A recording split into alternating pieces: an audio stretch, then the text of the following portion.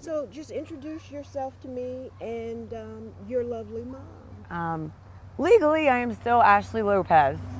Um, However you want us to no, identify you. no, I was just gonna say, and Yeah. it was for my son's sake because he Yes. always wanted us to still have the same last name, Gotcha. so Understood. I never changed my name. And Okay. this is Brenda Reynolds. It's my mom, Hmm. Gema. She always called Nate Pumpkin, my pumpkin. And uh, we've always, from my mother's mouth, have always said it takes a village to raise a child, and she has always been part of that village. And if it wasn't for her and the rest of my village, my son wouldn't have had such a wonderful life that he had. It has taken all of us together to raise that child, and we raised a wonderful child. A wonderful, wonderful child. I could not be more proud of a mother. Like, my son was just marvelous. He was wonderful. Listen, you don't have to sell us on it. I We've know. heard all sorts of stories about your son. It's And we thought it was important, Ashley, to come to you because we wanted to know firsthand about Nathan. And just to start, Mario Nathan. right. Why that name? He's actually a third. His his dad is Mario. His grandfather's Mario. And when I was pregnant and we found out that we were having a boy, it took us literally till about me giving birth versus pick out a name for him because we could not pick out a name. But I did make the promise. If it is a boy, yes, his first name can be Mario because he was the first born male grandson on that side of the family. So I said, yeah, we can do Mario, but whatever we pick as his middle name, that's what we're calling him. Because I'm not going to say Mario and have three of you answer me. Really, that's what it was. So everybody knew him by Nathan. Nathan. And even all through elementary years, you know that little slot where it's what's your nickname or what do you prefer to be called? I always had to write Nathan really, really big with quotation marks because he also didn't want to be made fun of with Mario and Luigi from the video game. And him and his friends had a big joke about Or that. when he grew up, Mario Lopez. And then it turned into, Right. are you related to Mario Lopez, the actor? Yes, actually I am. Yeah, but that's where that came from. So Tell me about your son. What people may not know. my son was the most caring person you would ever meet in your entire life. He would give you the shirt off of his back in 0-degree weather, and he would sit there and freeze to death just so you could stay warm. I I honestly have a hard time describing him because there's just not any there's not enough words to express just how wonderful of a soul. I mean, he was an old soul. He worried about things at such a young age. I mean, gosh, Mom, what? He'd be like 5 or 6 worried about, I don't know, how does the trash work? Like, are we getting the trash out on time? Or he worried about stuff he never should have had to worry about. And I would always tell him, honey, you're little. That's my worries, not yours. But he still did. And he always worried about me, wanting to make sure that his mother was okay.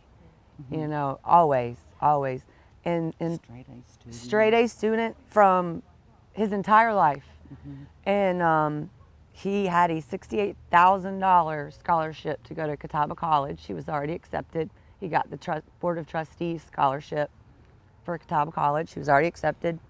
We hadn't sent in his paperwork yet, but it's sitting in his room. He wanted to major in chemistry with the biology minor, and he wanted to go into research. He did not know if he wanted to do organic or inorganic research, but he still had his plan, his goal. And the first year he took chemistry in high school was when he fell in love with science.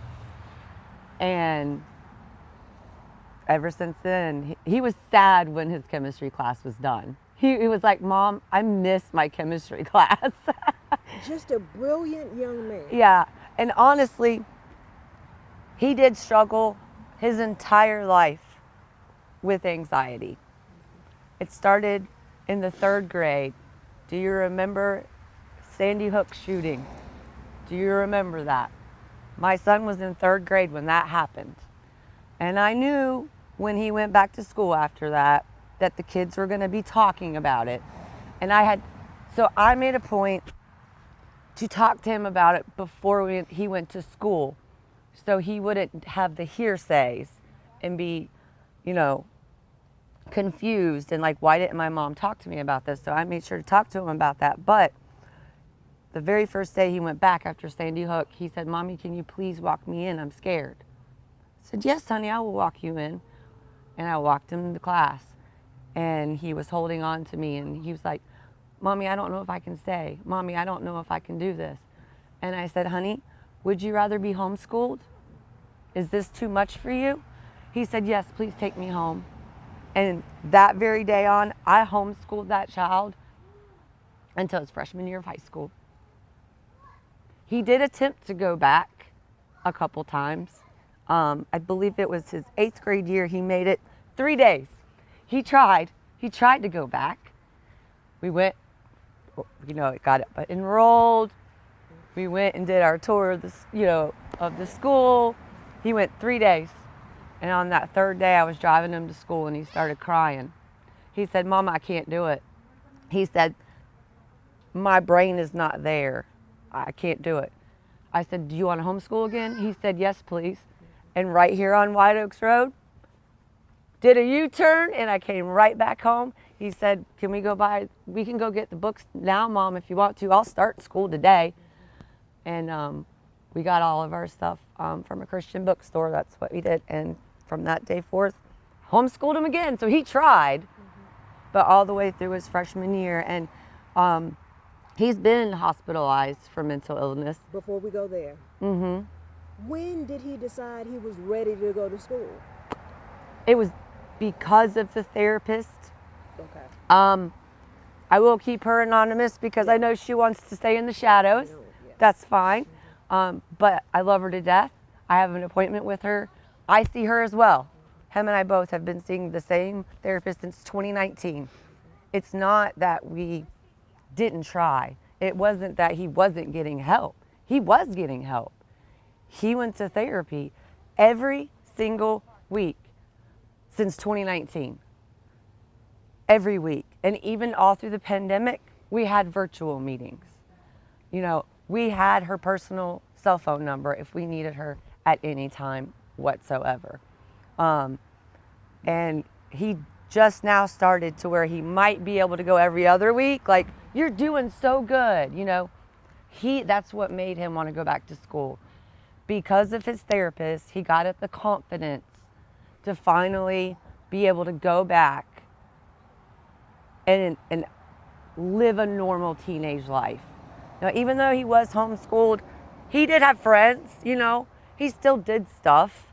He just didn't have the school aspect. He wasn't going into a building every day with hundreds of other students. We get that. Yeah, and so when he finally just, through therapy, one day just something clicked in his brain, and he said, I want to try to go back. And And so what year was this? It was his sophomore year of high school, because I finished out his freshman year with him.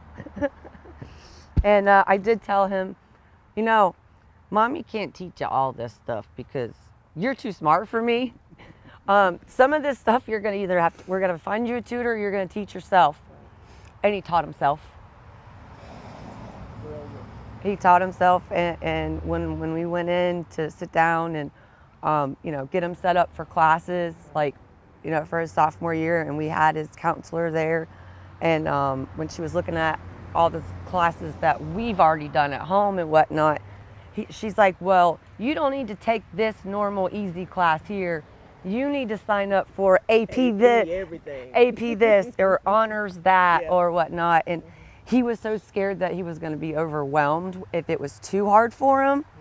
So his first year, he took a few harder classes, but then some normal classes just so he wasn't overworking his brain.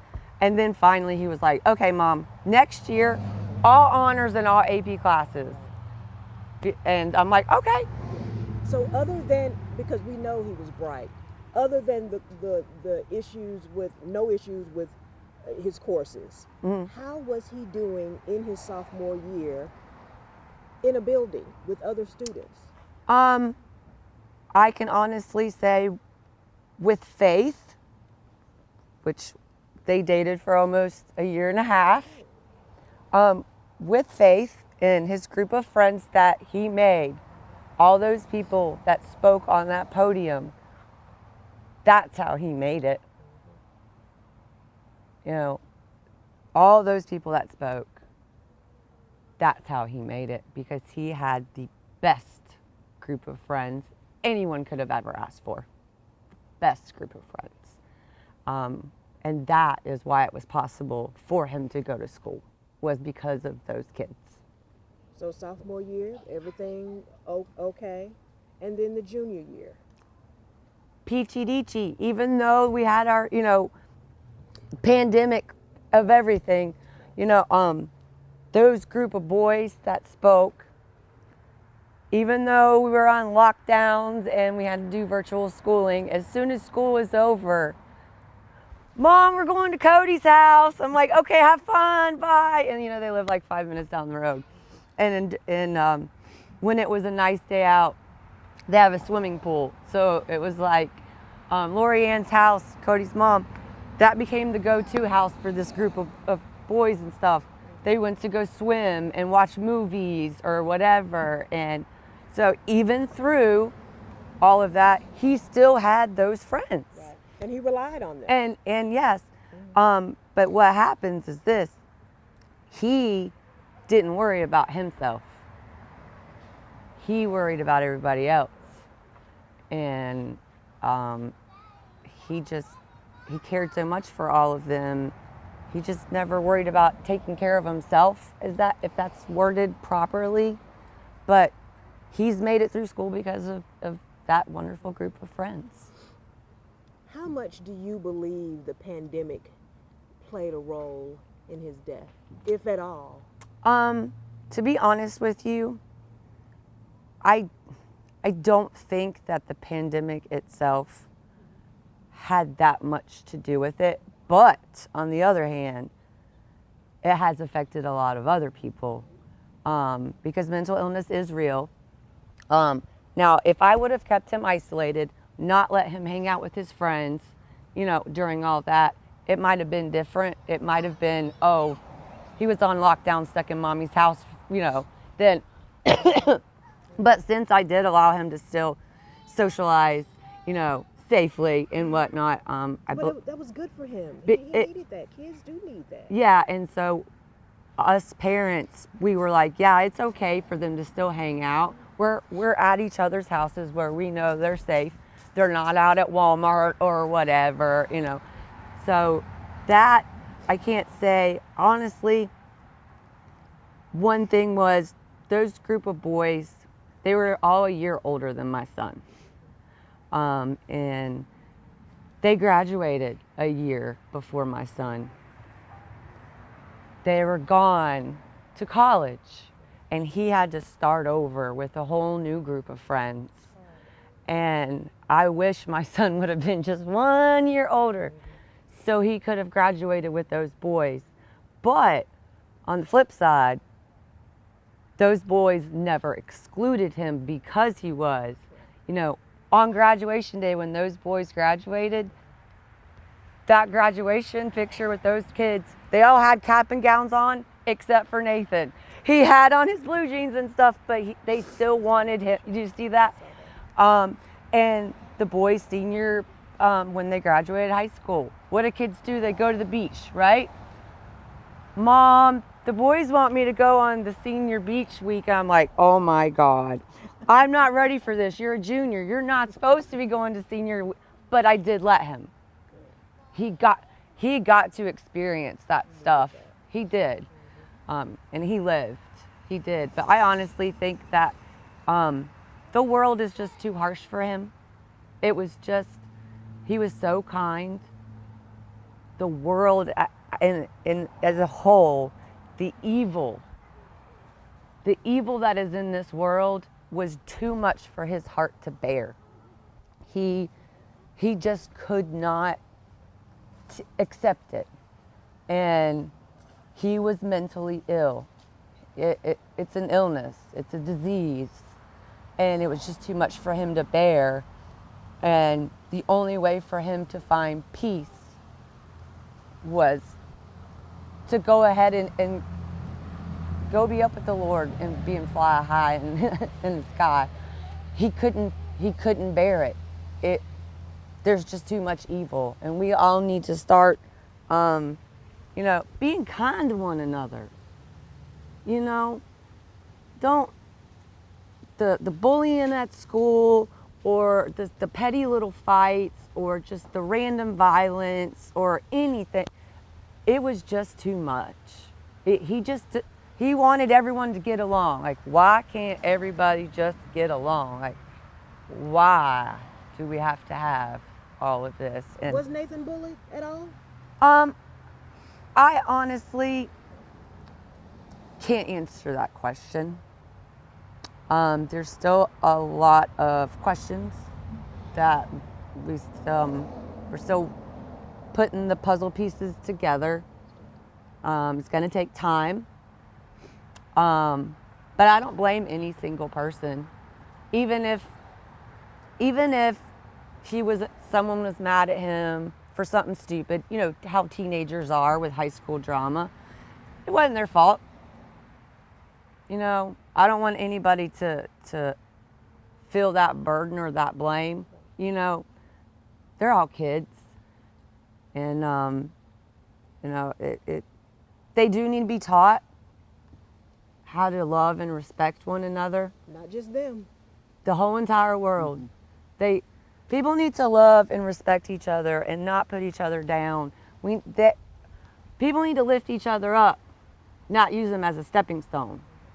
And that is how my son lived his life. And like I said, I think he was used as a stepping stone one too many times, and he just couldn't do it anymore. I want to ask you a question, and I think it's an important question because there are a lot of parents who are going to be watching this. Mm-hmm. Absolutely. Tonight, and they don't know what to look out for. And that's not the question that I'm going to ask you. But they're going to be wondering, oh my God, could this happen to my child? The answer is absolutely yes. Absolutely yes. So my question to you is, the days before Nathan died, can you talk to me about if anything was normal, abnormal, 24 hours, 48 hours prior? There was not one red flag. Not one at all. Not one. If anything, we thought he was doing amazing. I mean, he was always he seemed to be happy all the time. He was actually joking around and laughing. He goes to his father's Mondays and Tuesdays a lot of times after school. Tuesdays he actually joined 3 clubs at school, actually being social for like, woohoo, look, so Tuesdays his dad would pick him up after he had his, after school stuff, and he would hang out with his dad. So honestly, Monday and Tuesday, I barely saw my son. But it was a normal, he had to be out for the school bus at 6:45 in the morning. He didn't want me up with him in the morning because of his 4-year-old sister. He's like, Mom, don't wake Sissy up because then I know that your day's just gonna be ruined because she's a little wild child, So I didn't get up with him in the morning, and he was very responsible. And he if he missed the bus, he found a ride there too. Like, he did not wake up, Mama, come, Nope, he went to school, and he went with his dad. He came home, gave me a big hug. Hi, I love you. Hi, and he would be tired from his long day, and he would go in his room and decompress, or, and he'd take a shower. Everything was normal. Everything was normal. Even the day of. Even the day of. And it's funny because, a a lot of parents don't have relationships with their kids like I had with my son. People would always make fun of us. Like, you two have the closest relationship I've ever seen parents have. Like, I don't understand how you two are like that, but you are. But at 6:48 a.m., the day of, he had texted me, "I love you," with an exclamation point. It's so normal for us to do that. I didn't think anything of it. It wasn't like him saying goodbye or a red flag, like, "Oh my gosh, what's wrong?" You know, it's totally normal. I didn't even think about it. So, no, the answer to your question was he was absolutely fine. There was no red flag. There was no warning. It was, for some reason, in his heart and in his head, he was just ready to go. And parents, all you can do is check on your kids daily. Whether you think they need therapy or not, it's good to go. You have to kind of look at it like a car. You know how your car needs maintenance. You've got to change your oil, you got to do this, or it's going to die on you eventually or break down. So even if you don't think your child has something wrong, or as an adult or whatever, still seek help and go to therapy, even if you don't think you need it, because you still have to have that maintenance. And that's what I was doing with my son. Even though he seemed like he was great, and people would be like, "Well, why do you still have him in therapy? He's still doing so good." I was like, it's called maintenance. He might be okay this week, but he might not be in 2 weeks. So I'm not going to stop finding that help and keeping that support for him. So, you know, whether or not you think your kids, you might think your kid is just fine. Still check on your children, you know. Maybe have them go, even if they go once a month, or see their counselors at school once a month, just to have an outlet, because maybe that will save one more life, because you don't know if your child's going to commit suicide, you know, unless they actually come to you and say, but that's their way of crying for help, and then you might be able to save your child, or your neighbor, or your sister, or your brother, or the neighbor across the street, you know. And people just, but no, there's no red flag. There's nothing. There's nothing. And before you knew it, you were receiving a phone call, I would imagine, from the school. No, ma'am, that is not what happened. So, one of my son's friends, Rory, walked in the carport door, because he always knew that carport door was unlocked after 6 a.m. because my husband was up getting ready for work and Nate would be getting ready for school. Rory came over, I believe it was like 7:20 something. I heard the door open and I heard footsteps, and I thought it was my son. And I was like, man, that kid missed the school bus and I'm gonna have to go take him to school. That was what was in my head. And I walked around the corner, it was Rory. And he had tears in his eyes and he's shaking, and he's like, "Is he here?" And I'm like, "He better not be here. He's supposed to be at school. What you talking about?" Well, he sent a couple friends some goodbye messages, and we can't find him. We don't know where he is. So I went running in his room looking for him. I was like, "He's not here." And so Rory's like, "Well, nobody can find him at school either. Like, we can't find him. Where do we go?" I'm like, "Well, he doesn't even drive yet. He has a car that's sitting in my neighbor's yard right now, but he doesn't drive yet." I was like, "You check Liberty Park, Rory, okay?" Because that was one of the places he liked to just hang out. I was like, "You go to Liberty Park. I'm calling Jay to come home to take care of Mackenzie, and then we will regroup." And we already had each other's phone number saved and everything. So he's going there. My husband's on the way home. I call the school. And I tell them, my son, from my knowledge, might possibly be committing suicide, and nobody can find him. His name is Mario Nathan Lopez. You find my child on that campus now. Go find my son. Go find my son now, because that's where he's supposed to be. And I got put on hold, which is fine. I get it. And they, every couple minutes, ma'am, please hold on, ma'am, please hold on, ma'am, please hold on. And somehow I got cut off. I'm like, okay, whatever, no biggie. They're looking for him. So then I called the non-emergency police department, and I told them, you know, what was happening. I was like, this is my son's cell phone number. Is there any way you can triangulate his signal or something? Because I think his phone's shut off because it's going straight to voicemail. Can you help me find my child? And they said, ma'am, can you repeat that phone number? And I said, sure. And they said, we've already had 2 of his friends call us and notify us about this. We already have a detective working on it, and I will have him get a hold of you. And through all that, my husband gets home. Rory gets back, hasn't been able to find him.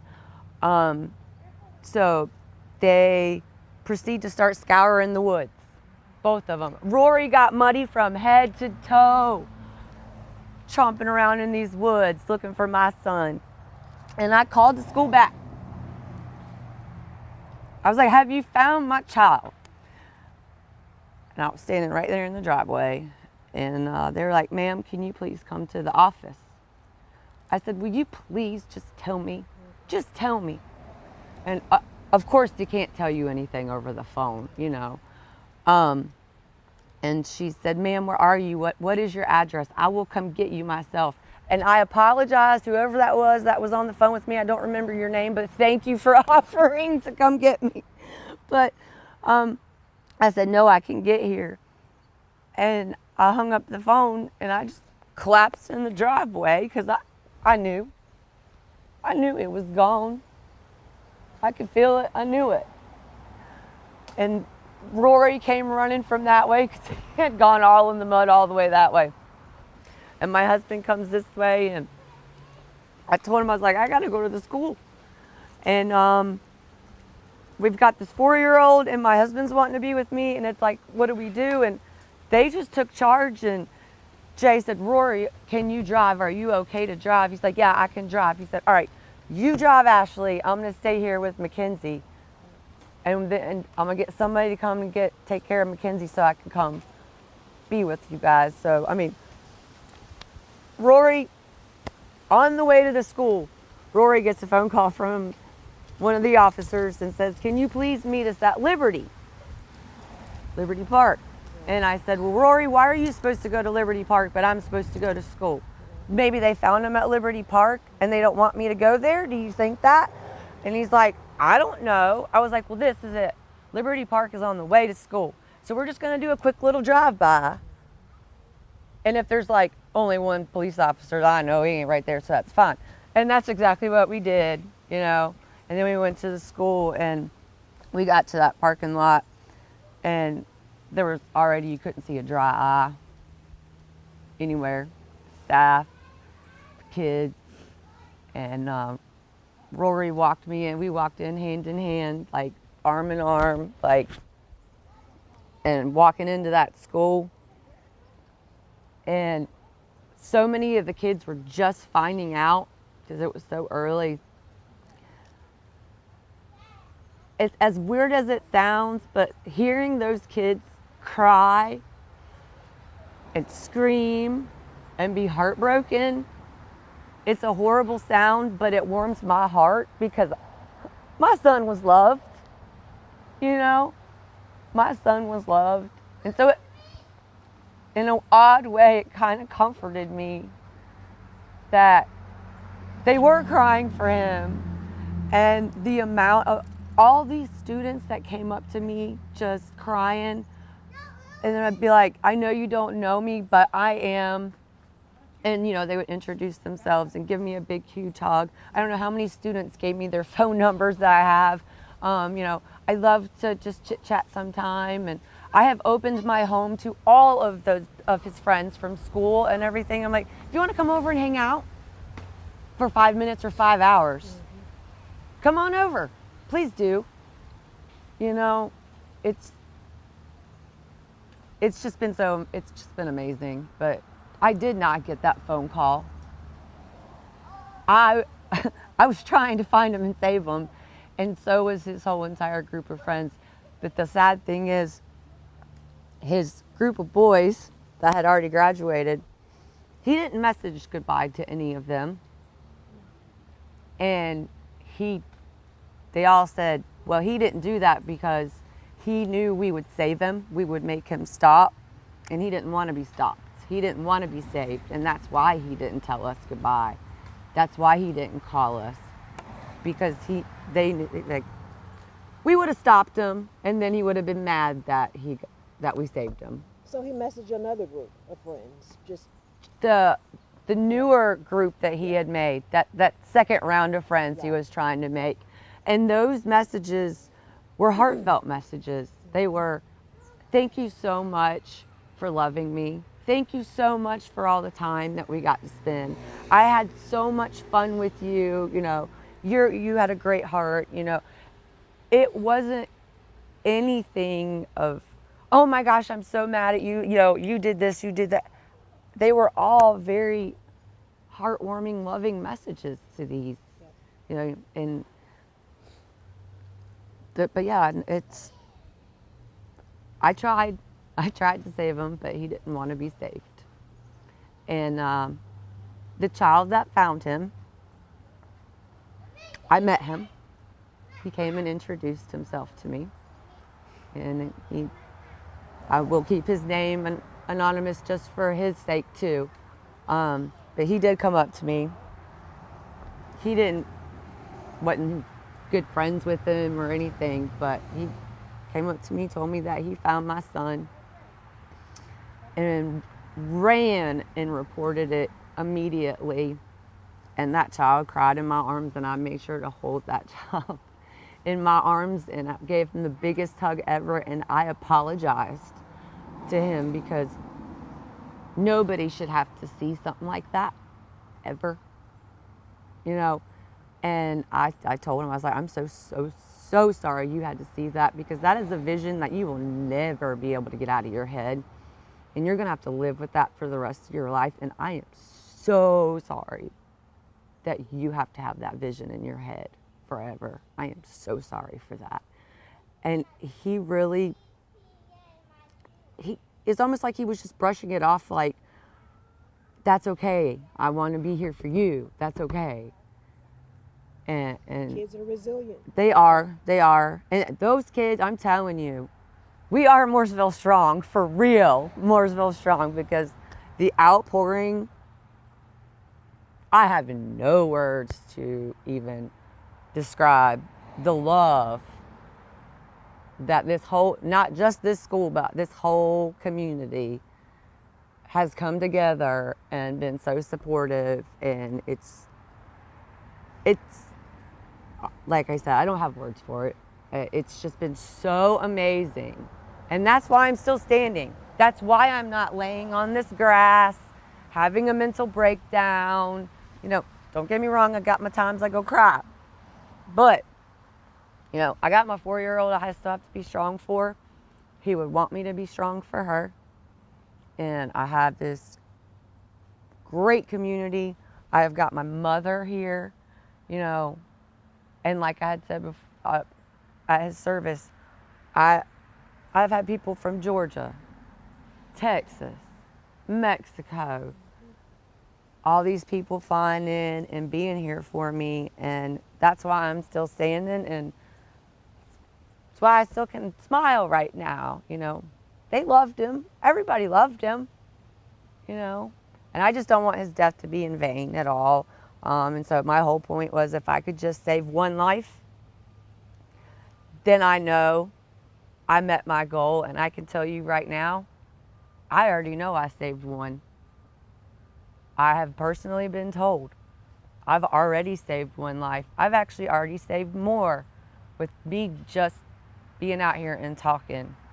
And the amount of people that I have spoken to within this past week that have come up to me or messaged me and saying, you know, I wanted to share with you that my child attempted to commit suicide, but we were able to, or, you know, or they did this, or my husband or my boyfriend, just the stories. And these are all people I know and some people I don't know, but they didn't feel like they could share it with anybody because, you know, people don't want to be judged like, oh my gosh, what's wrong with you? You know, the stories that people are telling me, like, it is just mind blowing how much that there's so much, all this mental illness everywhere, and there's not enough resources. And it might, or if the resources are there, that people are scared to ask for help, you know? But I can say my son wasn't scared. Like, all his friends knew he was in therapy. His friends knew he had been hospitalized. I mean, and they still accepted him. That's what real friends do. And that's what real friends do. That's right. Grandmom, how much are you missing Nathan today? I can see it all over your face. Don't even, I know.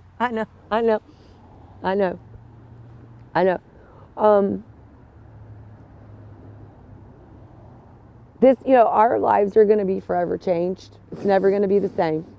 It's never going to be the same.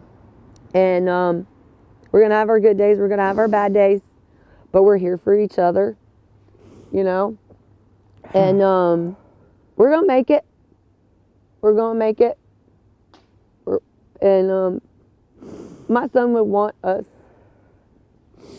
to make it. He would want us to be happy. He would want us to still have our Thanksgiving. He would still want us to have our Christmases. And he would still want me to, you know, take Mackenzie to go play with the chickens. And so that's what we're doing. But yeah, Grandma's gonna, it's hard, I know, but we're gonna be here for each other. And she's got her support system too. And I will never, ever delete my texts from him off my phone. I have to keep those forever. I actually wish sometimes people could read the text thread that my son and I have, because him and I, because he'd be like bored at school, because he would, Mama, I am so bored, and people, if people could just read some of the stuff, and it would be so funny. He was so funny. He was. He was funny. You know, or if he wanted to do something and he was at school, if he wanted to do something after school, he would just like, all caps, Mama, and I'd be like, yes. I mean, just little quirky things like that. And we had so much fun. I'm gonna miss him, and life's never gonna be the same. But I can honestly tell you that the memories that I have with my child and all the pictures and videos, and it's like, my son lived I want to say about damn good, happy life, you know? He did. He did. For as long as he could. As long as he could, and he was ready to go. I'm mad at you. I am. But he's not suffering anymore. He's at peace. I told him that when I saw him for the last time. I did go see him and said goodbye to him. I didn't have a viewing for the whole entire world, but I did let all of his friends that wanted to say goodbye, but they wouldn't say goodbye. And thanks to Kevin Cook, he looked like he was sleeping. You couldn't even tell. He looked just like he was sleeping. He was beautiful. He was beautiful. Mm-hmm. Yep. And I made sure with that little viewing that he had his clothes on that he would wear.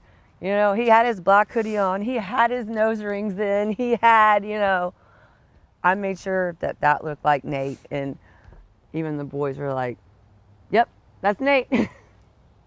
That's Nate. But I did. And I hugged him, told him I was mad at him. Told him I loved him. But I did tell him, I said, honey, I know you're at peace now. I was touching his heart. It's like, I know you're not suffering anymore. You're at peace. And that's okay. That's how I want you to be. And then I told him I love you. Good night. Sleep tight. Don't let the bed bugs bite. So I always said that to him. And I said my goodbyes. But I'm not going to let him be forgotten. And at some point in my plans, once my brain is not mush anymore, I am going to start a support group for parents that have been affected by suicide with their children. That is going to be a goal of mine. I will make it happen. We've had a couple parents that have approached us that we didn't even know these people and said, you know, my child died last year, or my child died 2 years ago, or whatever. But the same thing we heard from every single one of them was, I'm alone. I don't have anybody to talk to. Because, you know, when the dust settles and everybody else starts their lives back to normal, our life isn't normal. It never will be. So 2 years down the road, you still need someone to talk to. And so for those parents or whomever, you know, I am going to set up a local support group, because believe it or not, there's a lot of us in this community and you just don't even know it. I was totally unaware of how many people have been affected in some shape or form, and I'm just going to make sure to get something set up. Even if we sit here around with the burn barrel and at the fire pit. Looking at the chickens. You know, it doesn't have to be some, you know, let's go to, you know, a building with our metal chairs, like make it feel like you're, you know, I want to be fun loving, but I will do that. I'm going to do that. I can't promise you when it's going to get done, but it will be done. It will be done. Thank you all for talking to us. Thank you.